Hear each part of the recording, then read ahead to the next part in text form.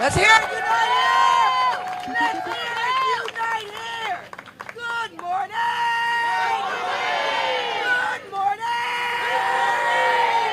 All right, I'm Sheila Silver. I'm one of the directors here.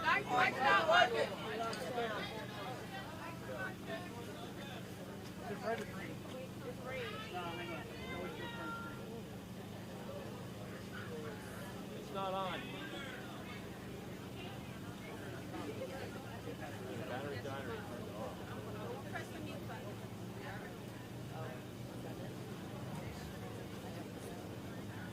I believe that we will win. I believe that we will win. I believe that we will win. I believe that we will win. I believe that we will win. I believe that we will win. I believe that we will win. I believe that we will win. I believe that we will win. I believe that we will win. When we vote, we win. When we vote, we win. When we vote, we win. Unite here like dynamite and when you Check, check.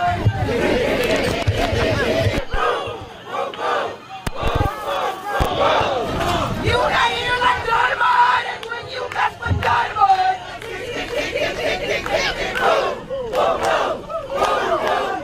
That's the way Unite Here does it.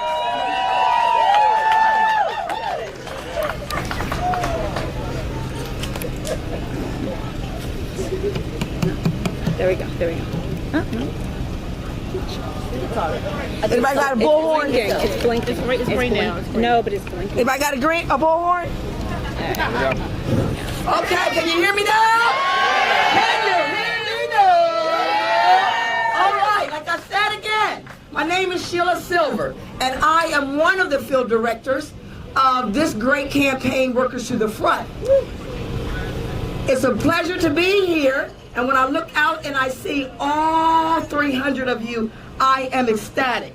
I'm here, and I'd like to tell you on behalf of the president for Unite Here, Local 274, Rosalind Wichenek, and also our Secretary-Treasurer, Emiliano Rodriguez, and our sister union president, Local 634, Rosalind? Nicole Hunt. Nicole Hunt. Nicole Hunt. We want to thank you and let you know that all 300 of you, and let me drop this nugget, tomorrow it will be 400.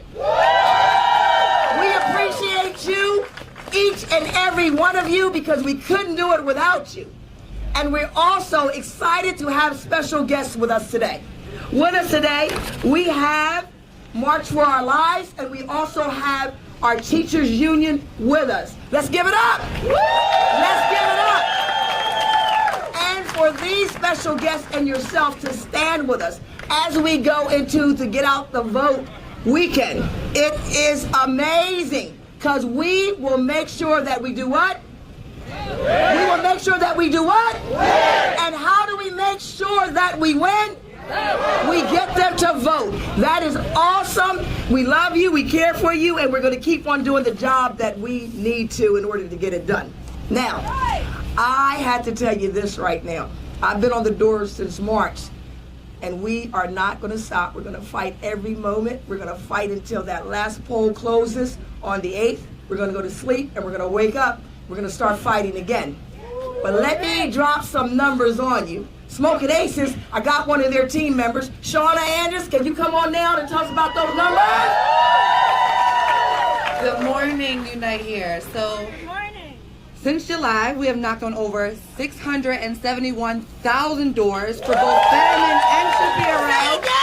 671,000 doors for both Fetterman and Shapiro. All right! We have ID'd over 67,000 voters for Fetterman and over 67,000 voters for Shapiro. And yesterday, how many?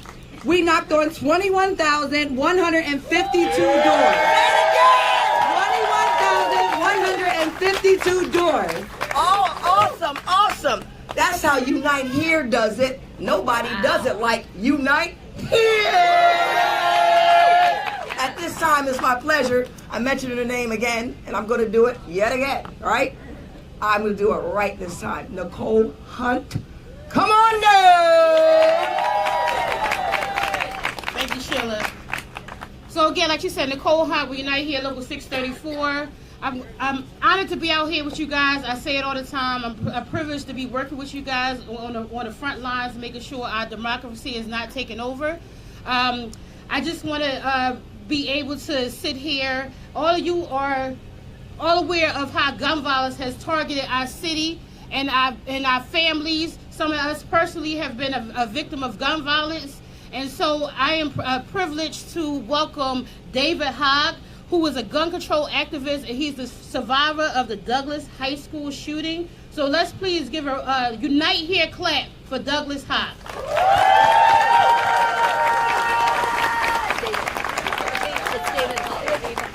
Oh, I'm sorry. I'm sorry, David Hogg. I'm looking at Douglas. I'm sorry. I apologize. We all. Thank you. Hey everyone, I want to say thank you so much for having us, but I want to hand it over to Mariah, who goes to Howard, and she works with us. She's on the board with me at March for Our Lives, and is also a gun safety advocate. So I'll let Mariah speak first. Good morning. We're having us here in Philly, Unite Here, and American Federations for Teachers. We're here because we've got to vote. Our power is in our vote, and we cannot do it without you and without young leaders across the nation. I'm here with March for Our Lives because young people have a lot of losses. We can't go to our churches, go to our schools, go in our neighborhoods, go to the grocery stores without being attacked, and enough is enough. We have a right to live, and the time is now to act. We often hear it's only a matter of time, but if it's in America, it's not a matter of if, it's a matter of when, because that's how much gun violence is impacting our communities. So I wanted to say thank you all for having us here today, and our power is within us when we all win, and that is through voting. And, I want to, of course, again, reiterate how grateful we are for everybody that's here, from the American Federation of Teachers to Unite Here to everybody else that has been knocking on doors. I talked to Daniel, I don't know where you are, but I talked to Daniel earlier, who's one of the canvassers with Unite Here and others. And it's incredibly inspiring just to see the power of everyday people to stand up and create a system that actually is made for us, and not a system that's just made to keep corrupt people in power over and over again, right? One of the things that really bothers me that I hear a lot about in these conversations is that we only talk about the shootings that tend to get on the news that are truly horrifying, like the ones that happened at my high school. There's mass shootings happening every day in our country. Every single day. And they don't get on the news or the same coverage, because a lot of the kids that are impacted by it don't look like many of the kids that went to my high school or looked like me, and that's not okay at all. What we need, we hear politicians say over and over again that they want to be tough on crime. You know what I want to see more politicians be tough on? Investment. I want to see politicians that invest in communities instead of repeatedly taking from them and taking money away from them and putting it into the carceral system that we know is not going to fix gun violence. Because if putting more people in prison ended gun violence, I would not be here right now in the country with the largest prisoner population in the world. That dares to call itself free. The answer to gun violence is investment. The answer to gun violence is education. The answer to gun violence is realizing that places like Parkland don't have shootings on a daily basis, not because we have stronger gun laws than many places across Florida that do have shootings on a daily basis, but because we have resources. The average median income in Parkland is nearly 6 figures per household. That's why we don't have shootings on a daily basis, because kids have opportunity. We have to address the fact that the #1 driver of gun violence in this country is systemic injustice, systemic racism, and systemic inequality. That is not an accident, but is purposeful. That is why it is so important, the work that you all are doing, because you are helping to address the intersectional roots of gun violence, from inequality to hatred and anti-Semitism that helped drive, unfortunately, shootings like the Tree of Life Synagogue and further violence against the Jewish community, violence against the Muslim community, violence against so many communities across this country, including just like Buffalo this summer. There was a terrorist attack this summer, a white supremacist terror attack that I haven't seen any politicians talking about. This summer in 2022, they drove several hours just to go and kill black people. That is wrong. We can't just address how somebody gets a gun. We have to address why they pick it up in the first place. That means addressing white supremacy. That means addressing systemic inequality and realizing that it doesn't matter if shootings happen in a community that looks like Parkland or a community that looks like any other, or Buffalo. Every single shooting needs to be responded to, and every community needs the support that Parkland got, because while I'm thankful for the support that my community got, every community that's impacted by gun violence deserves the same level of support and attention, and if we don't get that, we're going to force them to give it to us because of the work that you are doing. So thank you. Please vote, and especially for young people that see this and are listening, I need you to continue turning out and voting, not just in this election, not just in general elections, but in primaries, in general elections, in every single election, regardless of who is running, because it's not one politician that's going to save us. It has to be us that saves us, and we will. Thank you. Thank you, David. Thank you so much, David and Mariah. Can we have a round of applause for David and Mariah from March for Our Lives? Thank you, Mariah. You expressed so powerfully what we've been, I know everybody here, part of Unite Here Philly's Workers of the Front campaign, what we've been talking about on the doors, about the root causes of gun violence, as we've been talking to all of these voters and all of these Philadelphia residents. So we here, as we go into this home stretch, our Unite Here Philly Workers of the Front campaign, and we're so honored to be joined by the American Federation of Teachers, Philadelphia Federation of Teachers. I am honored today to be standing with an elected official who is at the front of the fight for workers' rights and community rights in our city.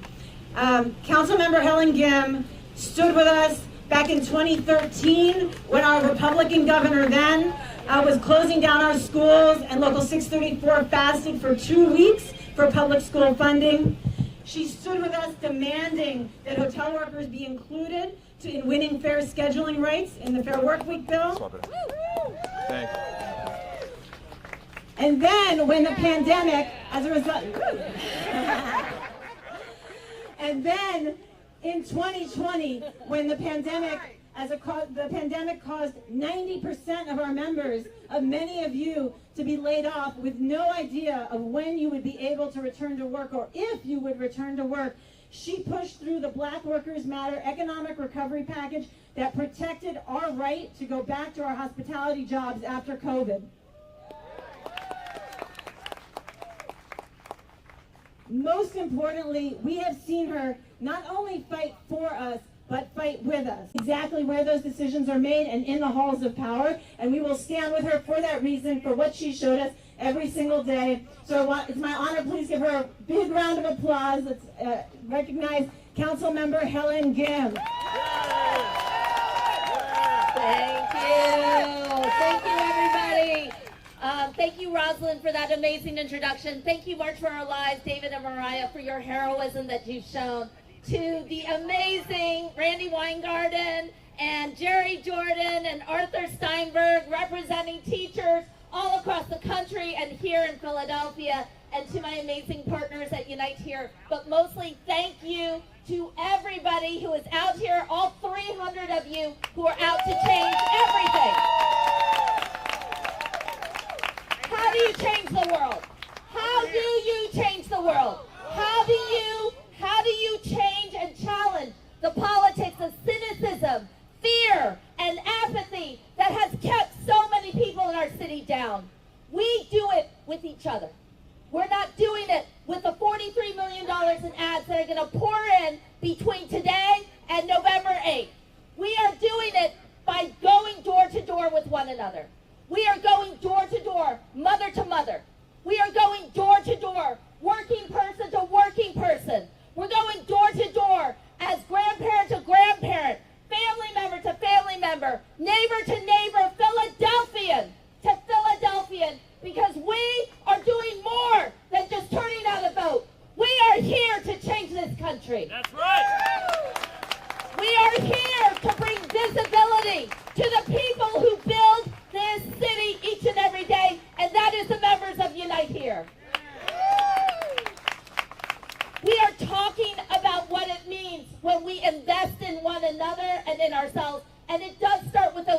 conversations at the door, because people have gotten so cynical, so apathetic, and so fearful. I want to thank every single one of you who showed up for months on end. This hasn't just been a November election. This hasn't been a 2022 election. This has been a win for all of us.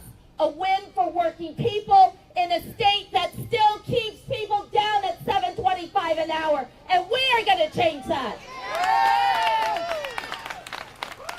This is a win for every single immigrant member of our community who has been weaponized as a method of fear by a Republican Party that is out there to deport, to shame, to terrorize, and to mass incarcerate just as much as they do to black and brown communities here in our state. And we are going to change that.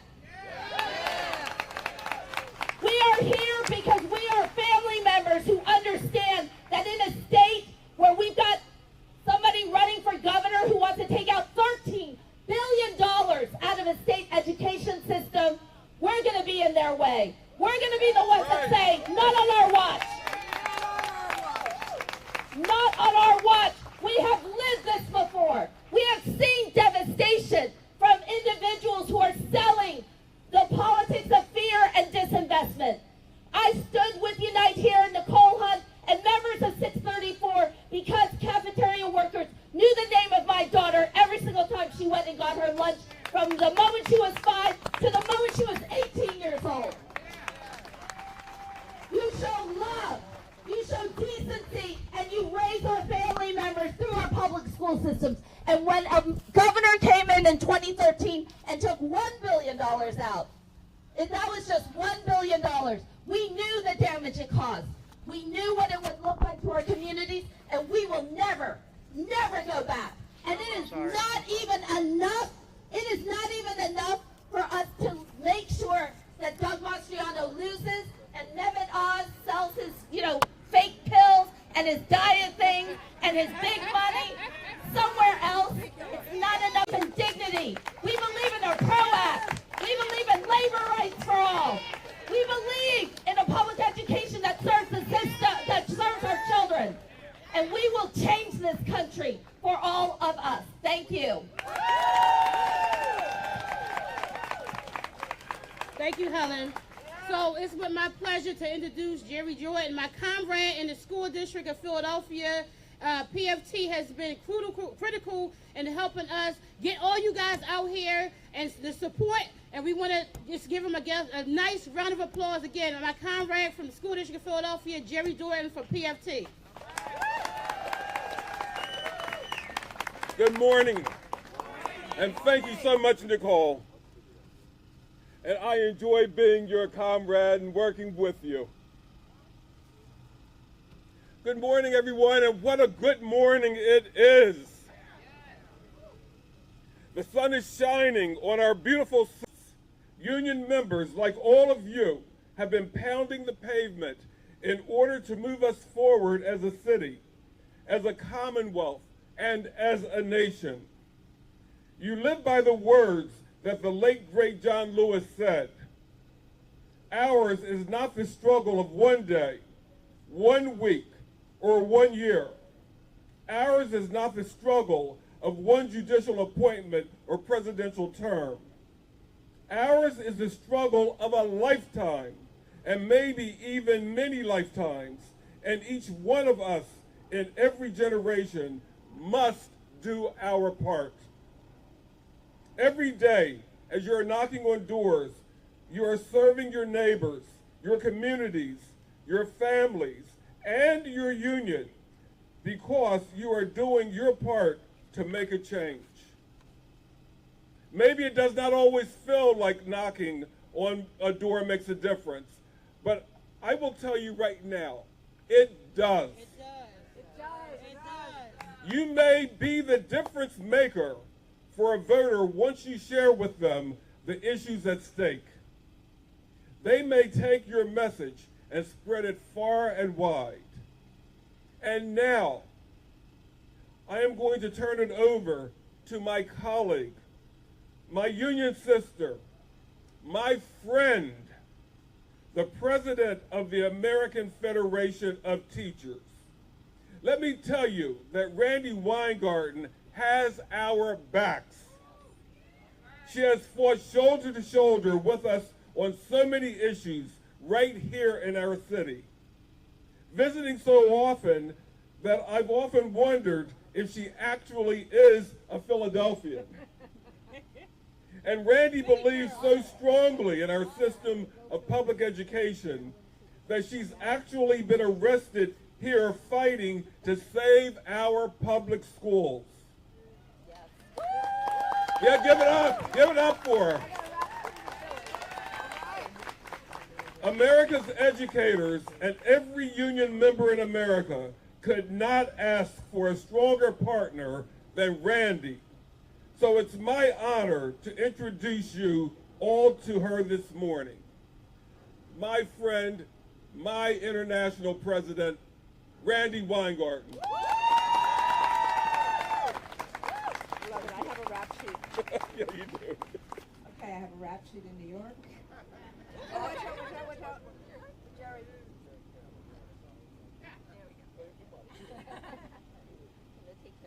Yeah, we're taking care of each other. Yes. Okay, unite here. Thank you, thank you, thank you, thank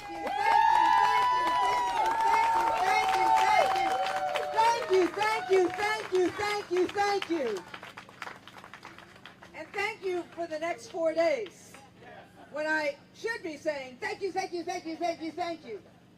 Look, everybody has said it already, and I'll try to say it again, but elections matter all the time. But these elections, they're just different. They're different in a whole lot of ways. They're really consequential, but they're consequential in a lot of ways. And what you do is you help people be seen. When you knock on people's doors, when you talk to people, it's the voters, it's the people in America, in Philly, in Pennsylvania, that should be making decisions about who our elected officials are. It shouldn't be the corporations, it shouldn't be big oil, it shouldn't be big pharma, it shouldn't be people who, or these ads over and over again that tear people down. And frankly, what the heck is Mehmet Oz running in Pennsylvania when he's not a Pennsylvania resident? I mean, we tease about me being in Pennsylvania all the time, but I would suggest that I was probably in Pennsylvania before this race started. I was probably in Pennsylvania more than Mehmet Oz was. So what's that about?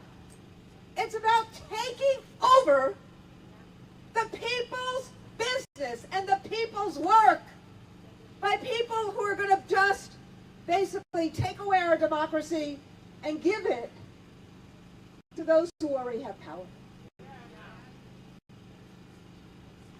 Think about it this way. Big oil. Just take big oil. Big oil made about 210. Anybody concerned about gas prices? Yeah, right? That's why pricing is. Big oil. $210 billion the first 6 months of this year. That's billion with a B. $210 billion. And they gave 16 million of it to the Republicans, who are saying they care about inflation, but when it came time to stop the oil company gouging that the Democrats in the Congress tried to do, not a vote. Wouldn't do it. So they're complaining about inflation, which we know is bad, and which we know is happening worldwide with the supply chain issues and the war for democracy in Ukraine. But they're not doing a thing about it, and the companies that are charging us this much in gas have made $210 billion and haven't given a dime back to the American people. That's what this election is about. Whose side are they on? We know whose side they're on. And whose side are we on? We know whose side we're on. Let me give you one more fact. I don't know why, but they've actually told us what they're about. And remember Maya Angelou's poem. Now remember, I am a social studies teacher, so I gotta use some of this. So Maya Angelou, she told us, listen when they tell us who they are. And guess what? Amen. They've told us who they are. They got a 6-point plan if they get control. What's those 6 points? Number 1, get rid of what Joe Biden just got us, the Inflation Reduction Act. So get rid of the driving down the cost on insulin and drug payments. Get rid of the driving down the costs on energy and health care. So get rid of that. That's number 1. Number 2, they've told us this. Cut Social Security and Medicare. Just cut it. Just cut it.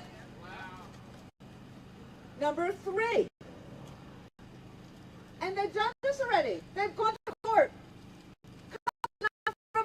Joe Biden tried to help with the student loan forgiveness. They went to court to stop it. 22 million kids, young adults, filed for that loan forgiveness, and the Republicans went to court to stop it. So they don't want loan forgiveness. That's number 3.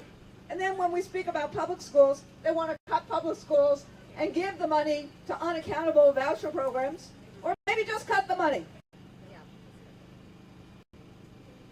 That's number 4. Number 5, so I said 6, I'm talking about 5. Number 5, their answer to everything is lower taxes on the rich. Not lower your taxes, but lower taxes on the rich. They call that a growth strategy. Did you see what just happened in the UK? They almost wrecked the economy in the UK by doing this. So let's see. Where in that plan is the investment that David Hogg just talked about? Where in that plan is investing in public schools, investing in career tech ed programs, investing in college, investing in you, stopping or lowering the cost of childcare? Where in that plan is growing the labor movement? Where in that plan is raising wages and lowering costs and making government work? It's nowhere in that plan. And Oz and Mastriano, what they're trying to do is just stoke fear, stoke fear, stoke fear, stoke fear, stoke fear. Where were they when we are trying to get AK-47s and AR-15s off the streets? That's right. Where are they? Where are they when we're trying to get common sense gun laws? Because we can actually protect the Second Amendment and protect second graders at the same time. Where are they? Where are they? Where are they? So look, everybody's stressed. It's been a hard time in America.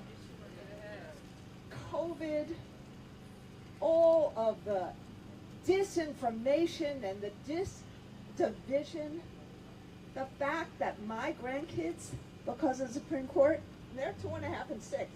My grandkids now have less rights than I ever had in my life. And look, I'm the first gay, openly gay president of a union ever. And my grandkids have less rights than I do, even as I grew up closeted. What is going on in this country? This is supposed to be a country where we lift everyone up, where we see everyone, where our better days are in front of us, not behind us. And that's where you come in.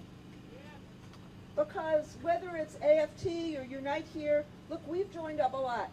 We joined up during COVID to fight for pensions, to fight to make sure you kept health care. We've done a lot together. But now we got to do a lot for everybody.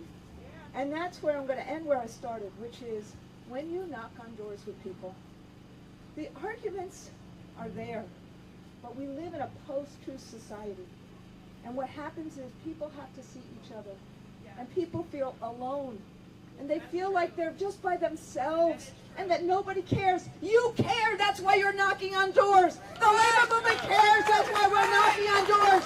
We care, we are in the business of bettering the life of people, but the way people will see it is when we do this kind of work, when we knock on doors, when we talk to our members, when we talk to communities, and then when we win on election day, because we have done this, we will make this world, this country, this city better for working people, working families, and the people will need a break. Thank you very much.